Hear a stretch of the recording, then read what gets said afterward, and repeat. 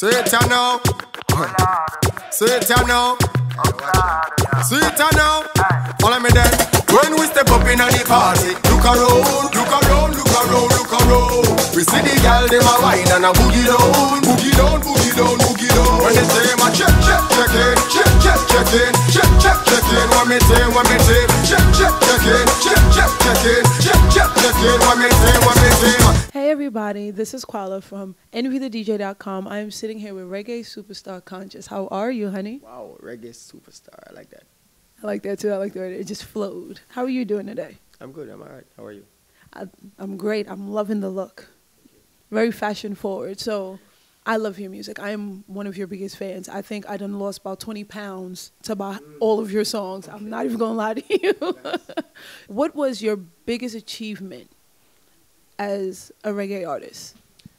I would say just remaining relevant. You know, just being able to say that I started, like I got my break in Jamaica like 2008. Right. And I've been relevant every year since. I think that's like a big achievement for me. You know, because it's very competitive and you find that the artists come and go and right. It's so fast and so, you know. So to remain relevant over the years, I think is the biggest thing for me. Now, social media plays a very big part in what's necessary for artists to stay relevant. Do you feel like social media is necessary for reggae artists now to stay relevant? Do you feel like it's more important? I think it's just a means of being in touch with your fans. You know, everybody jump up, the first thing them check is their phone. So if you're right there with them, I think it's just a matter of you being one-on-one with your fans, even if it's somebody representing you. Right. You know, I don't think it plays that big a role in an artist remaining relevant, because dancehall is a grassroots type of culture. Yes, and it really stems from what's happening in Jamaica at the time. So people outside of the world, they must get the thing them when they're big already. Right. Jamaican people, you know, the way I go to the street dance, some of the party, they know what's happening. Japan, I know you are, they love you. They love you in Japan. Very much so. Very much, very much. Because you know me, I'm like, okay. So for me, like I said, I like to do things where it's very conversational, and I want to get to know more about you, and I like to just talk to you and just, you tell me, you know what I mean? Like, but when I read about Japan, and I know Japan is huge when it comes to reggae, and I know it's not easy to cross over, but you being an artist from, like you said, 2008, and you're coming in and you're doing this and you took over. I know that for a fact, because like I said, I lost 20 pounds and I don't love music. I don't, let me not say I don't love music. I don't love everyone's music. And the way you came in, and especially here in America, it's just like your wave was insane. So for what I'm basically asking is, how did you feel when you got to Japan and seeing how these people just they love you? Like, what was that like? Eyes wide open. You know, when I went to Japan, it was like 2000 and long time. See, and at that time, I was like working regular 9 to 5. I wasn't the artist then, you know. So it was a regular youth from around the road. Got to Japan with the biggest song on everybody's cell phone. People singing it. You're a star in this place that don't speak English. So you have to basically grow up real quick. You can either grow up or you can make it consume you. Okay. And I think I grew up. Yeah. So what was that like for you? It was just big, you know. You get to experience firsthand what reggae and dancehall music means to so many people all over the world. You know, people that don't speak English but sing your songs word for word. You know, that's the first time experiencing it, and to have that as a first experience, even before singing a note in Jamaica, right, on live. I think that kind of helped me in being the person that I am today, the artist I am today. Well, I always hear a lot of good things about you. I heard he's a really, really nice guy. He has a great sense of humor. It's like, I don't believe that. Like, all right, so you know there's a whole bunch of controversy going on, and just like things is being said and things that, rumors. So I did my research and I sat down and I watched, and I must give you a lot of credit. You had posted a video on your YouTube channel, and for you to address the issues and the way you handled it, I mean, I know street cred is huge for a lot of people, but the way you approached it and the way you dealt with it was very mature. I mean, how do you, for a fan coming up, what advice would you give them? Because a lot of artists coming up nowadays don't know how to deal with controversy. The way you did it was great. I mean, what advice would you give? For artists coming up, I would not advise them to take that approach to a situation like that. I think for an artist that is basically on my level or close to my level, that has fans, Okay. and has people that care about him. You understand? I did that video not to answer the questions of people that like to talk. I did that to just show my fans that, yo, this is what really happened. My fans, my personal fans that I have, that care about me. So I'm just do that for respond to and make them know, say, yo, this is how I go on. Take it or leave it. This is it. You know, but I think our artists coming up should not really pressure in mind about responses and trying to paint that type of image, because we're in an industry where negative sells. Right. So, you know, and it's an aggressive culture, and I think you can be as aggressive as you want to be. Right. And just believe in yourself. As I say, when you have your fans, them, I know, so you cater to them now, and them look out for you. Right. You have that responsibility to address a situation like this. But coming up, just focus on your music and yourself. Now, like I said, I watched the video and I loved the way you handled it and the advice you just gave. I hope y'all listening. I hope you heard what the man just said. He just dropped jewels on you. I'm just letting you know. But like you said, being relevant and handling controversy in a way that you did, because it was classy, very, very classy. Where do you see yourself in the next 5 years from now? What do you see yourself doing? Where do you see Konshens, the brand? Well, besides being really rich, like super rich, like filthy rich. Besides that, just doing good music, you know, feeding the fans with the music that I love and that I know they've grown to love. Right. You know, it's not taking much to please me. As a businessman, I try to stretch the boundaries of dancehall music and the regular stuff, you know. You see, we ventured into the shoe line thing and the whole nine. I'm not putting that aside at all. I push that to the fullest. You understand? Even though the brand itself is shut down, I launch a different brand, which is my personal thing. Right. And just to push the name of Jamaican and Caribbean music across the world. Now, Pepsi. You are the brand ambassador for Pepsi. That's a great achievement. So, I know. Do I get a case? Do you have a case of Pepsi? I'm just saying Pepsi. I get anybody. Anybody will see me like on a regular day. I have like a case. It's in my pocket. Just ask. Were you expecting that? I know that's huge. I think the interest with Pepsi and myself is basically Pepsi is the leading brand for in their field, and I think I'm one of the leading artists in my field. So it's a perfect marriage, and we're both in the same direction. We both have we head power bodies as a company, and I think it can be no wrong. You know, it can only bring good to Pepsi, the brand in Jamaica, right, and in the Caribbean and in that side of the world, and for myself as an artist, likewise. Let me tell you something. I like this man, not just his music. Yes. You know what I have to ask you, because I'm dying to know, who did you grow up listening to? Who was your favorite artist as a child growing up? From Jamaica, all right, we have to break this down into genres. Let's do it. Break it From down. Jamaica, Barry Salmon. Scene. And, from reggae, Barry Salmon. Okay. From dancehall, Bounty Killer, Beanie Man, Caesar Kalanji, Baby Sham, Super Cat, Spragga. The list goes on and on and on and on and on. So there's no one person that stands out in terms of, from a dancehall perspective. Dancehall is that type of sound. Reggae, Berries. From a soul perspective, a Celine Dion, and R. Kelly and Keith Sweat. Yo, what kind of question is this? What you know, wait a minute, about a R. Kelly and a Keith Sweat? Yo, from that was soul and R&B. From hip-hop, DMX, Biggie Smalls, the greatest rapper. Wow, that's your all-time favorite. Tupac, all right, too, but Biggie Smalls are the man. Scene, rest in peace to both of them. Right, definitely. From alternative music, Linkin Park and Creed, and Evanescence in recent times.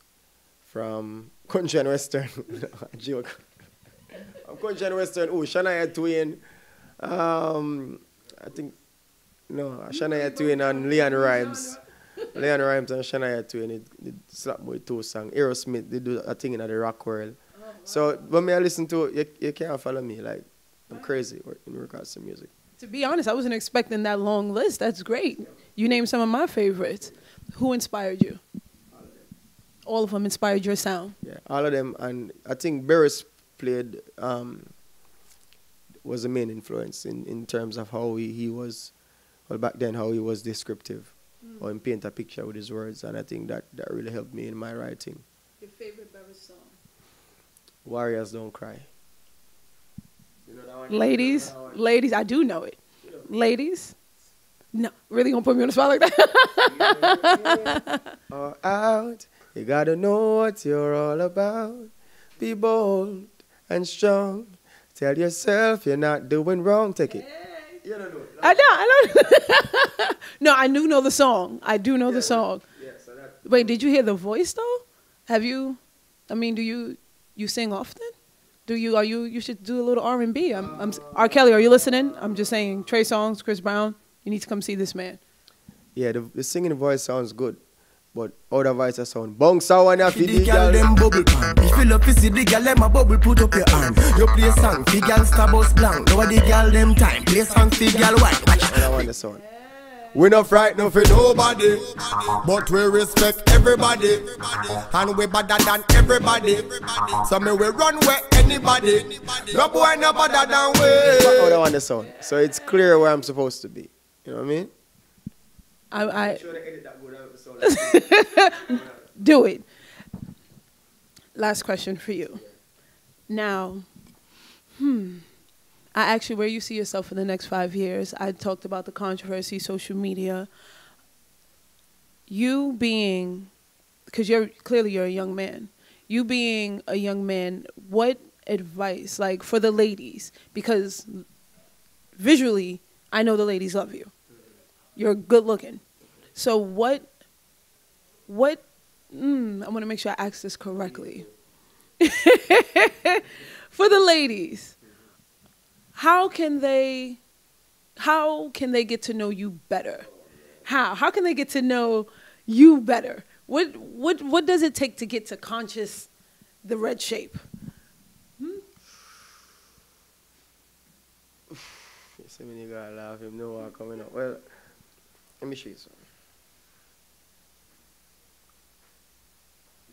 Oh yes. Oh, wow. And that answers everything. That answers everything. This is my school ring, though. You know what I mean? No, I think the ladies should, like, since I had my daughter, see, when my daughter come on earth, it's like my whole view on the female species changed totally. You know, I find some just like ladies who are independent, ladies who are about their money, and I think love and them thing that for a girl, you shouldn't focus on it. If it come, it come. So get money, ladies. Get that paper. Money. To be honest, I wasn't expecting that answer. I love that answer. I definitely do. And I said that was my last question. I lied. I have more. I lied. You ready? Here we go. All right. So enough being a reporter. Now we gonna vibe. Can we vibe for a second? All right. Where do you, like, basically you see where music is going, especially in the hip-hop community, hip-hop culture, you see where music is going. How do you see yourself helping making this shift back to good music? Because music has taken a turn to, trap music. And I'm not saying trap music isn't good, but you being an artist yourself and just kind of seeing where music is heading, it's becoming like a lost art. And you being one of the artists who now has such a powerful voice, how do you help bring music back, to bring the love back to music? I think as fans, first of all, we're way too focused on that, on bringing it back. I think everything has a time and a place, and everything has its space, and everything is a cycle. Like, right now is a trap music, and dancehall is about calling somebody's name and being disrespectful. But if you remember, like, a few years ago when I sing Gala Bubble. It was all about girl song and dancing and party. Right. And then a few years before that, it was about clash. Right. And then a few years before that, reggae was on top. So I think we just have to just living at the times and know, say, it's a cycle, regardless of what any artist and how powerful the artist is. It's going to come right back around. So don't worry, just live it out. If you don't like trap music, stay home, turn the radio off. But, you know, it's going to come around back, man. Don't worry about it. I think we pressure ourselves too much as artists to try to fit in or to try to be with the times or to try to curve the industry. Mm-hmm. It will curve by itself because as fans, we change, our mindset change, and the music will change with it because the music is a reflection of what we're thinking. I like the way that you said don't focus on it. And you as an artist, you stay current. Like you definitely mentioned how music, especially dancehall and everything else, how it changes and is growing and is developing and revolving. And you being an artist who's staying current with that time and with the change, is that hard as an artist? I don't focus on it. I think my thing is about being me and doing the things that I think I should do. And you will like some, or you will hate some, or you will not care about some, but I'll just do it. So if it means that for the time, I go there and I look a spot where you know really I look for me until I find something where grab back your attention, then that's me. I'm not pressured. And so what it sounds like is you just stay you stay consistent to who you are. And that is very hard for a lot of artists to stay consistent to who they are, because a lot of the time they become this brand, this name, and they have to upkeep it and they can't reinvent their sound. But here you have you who reinvented your sound but stay true to who you are. What do you tell artists? Like, what advice would you give artists in terms of doing that? Because a lot of artists have like a year of span or 2 years because they can't stay relevant. What advice would you give them? Leave the industry. No, it's competitive. It's hard, and you know I think the important thing is just find your lane and be true to yourself. Because if you have to you get up every day and live a lie. Like your character is a lie. Like it's not who you are, and you get up every day and you have to convince millions of people that this is who you are, and inside yourself that's not who you are. And the hardest thing, trust me. So I think just be true to yourself first and just make the music come from inside of you, as opposed to watching what's out there and trying to be what is out there. Ladies and gentlemen, this man is real. He's awesome. I'm just letting you know. I mean, sitting here talking to you, and I've spoken to a lot of artists. I've spoken to a lot of them, and they all have this, you know, I'm an artist, so they put it on. You know, they put on this image, and you seem so genuine. Right. It's like, you could turn it off. You could turn it off a little bit. It's like, you're so genuine. Nobody cares. Like, people don't really care anymore about, they know that you were a makeup artist. They know that you have a pimple right here, but you did some makeup. People know. They know that you're not really gangster. They know. So nobody cares. We have social media. We have everything right at our fingertips. So I think you just be real, and then people love people and they hate people. So it's just a matter of you bringing yourself to the table. So what can we expect? What's next from Konshens? Just more good music and more moves that will make me very wealthy. Yeah, so good music and bringing in paper. You can look out for artists coming out under my label, Javada, Delos, Dario, whole heap of artists, whole heap of great artists that you can look out for, and whole heap of songs from me. I don't know what it mean. What it mean a whole lot of. So whole heap of good music, and you know, just my thing that. All right, Konshens, anything you want to say before we get out of here? Just big up to all of the fans. I don't know, subconscious is into the fans. I'm stay real for so much years. I thought like I turned 2 years, but I don't know. You see, I do the same good music. Go and show the love how I go about the love. See it, man. I'm Qualah, and you are watching EnvyTheDJ.com with reggae superstar Konshens.